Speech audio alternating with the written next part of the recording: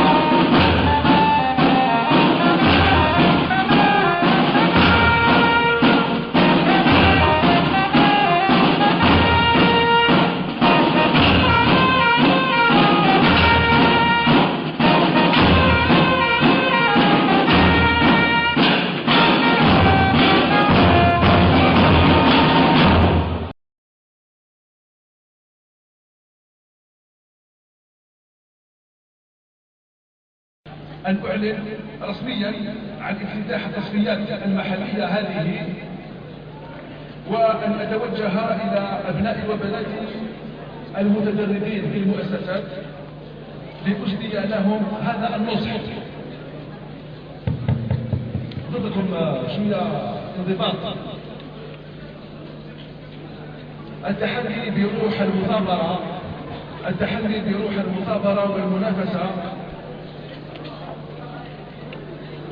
لأنكم أنتم السفراء الممثلين في القطاع لمؤسساتكم، ولأنه من خلال إبراز أدائكم وقدراتكم ستظهرون للجميع،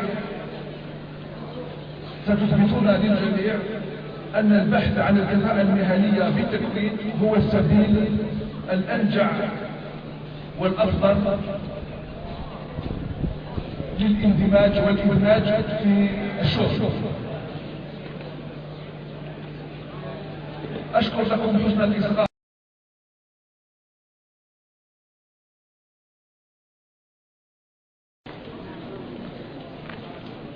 بسم الله الرحمن الرحيم.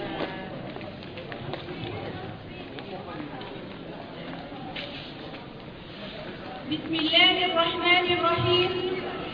السيد الوالي، السادة والسيدات إطارات الدولة، أيها الحضور الكريم،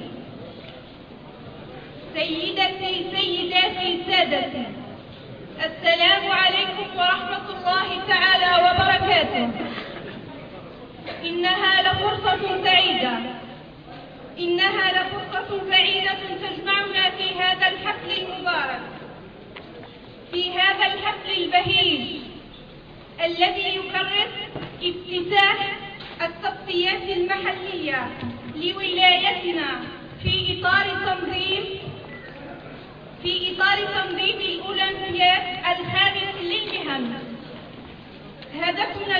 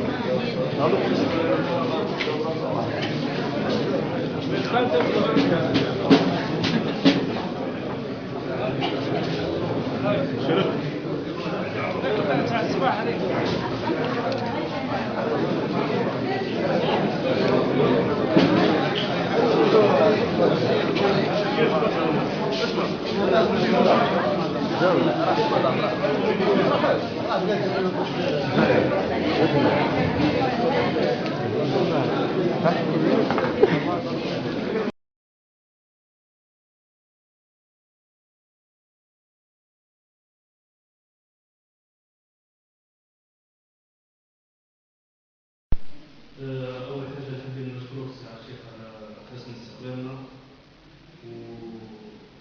وحابين تعطينا لمحة عن هذه التظاهرة الأولمبياد تعطينا كلمة شكر للأعضاء المنتدى العرب الجزائري.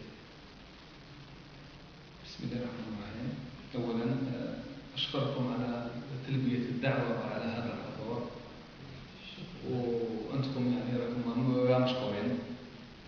التظاهرة هذه متمثلة، هذه التظاهرة يعني تجرى كل سنتين مرة، وهي متمثلة في الأولمبياد، يعني هي منافسات الأولمبياد الولائي بكل يعني تشارك فيها كل المؤسسات على مستوى الولاية. التنافس هذا يتم خلال يعني يتدوم التظاهرة من 25 فبراير إلى غاية 1 مارس 2012.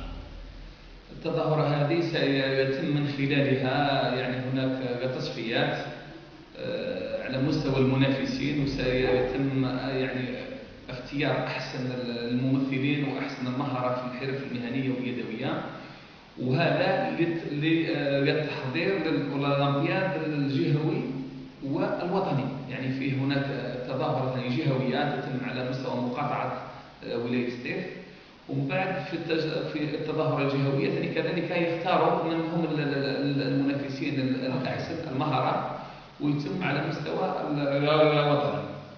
هذه بصفة مختصرة. نتمنى للمتنافسين النجاح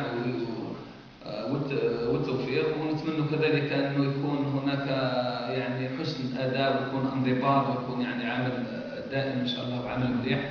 والهدف الكل من هذا هو من أجل خلق القيمة المضافة، يعني خلق الأسرة المنتجة، خلق اليد العاملة المؤهلة لسوق الشغل.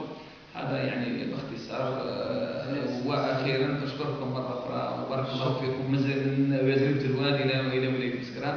راكم مشكورين إن شاء الله، وربي يوفقكم. وشكرا لمنتدى وادي العرب الجزائري. شكرا.